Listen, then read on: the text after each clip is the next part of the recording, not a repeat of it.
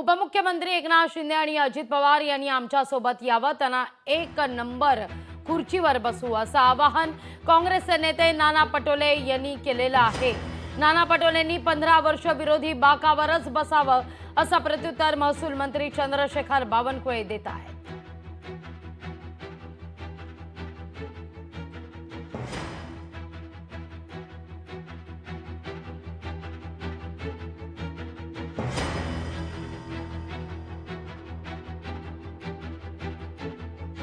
बरोबर जाऊन मी भाजपमध्ये गेले असं नाही म्हटलं, भाजपबरोबर जाऊन त्यांची फार वाताहत होत आहे ते आम्ही ते जवळून पाहतोय सभागृहात। त्यामुळे माझी त्यांना सल्ला अशी आहे की आपण पुन्हा सरकार बनवू, काँग्रेसकडे या तुम्ही। मुख्यमंत्री बनायची होड लागलेली आहे। अजितदादांनी परवा पाहिलं की आता उपमुख्यमंत्री एकनाथ शिंदेच्या खुर्चीवर जाऊन बसलेत, त्यांनाही पहिल्या नंबरच्या खुर्चीवर जायचा वेळ लागलेला आहे।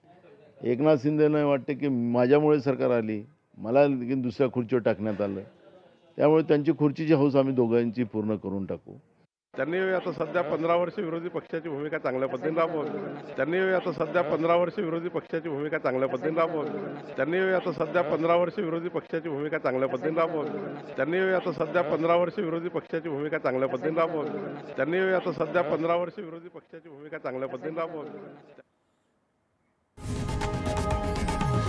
लोकशाही मराठी ऐका, पहा, जागरूक रहा।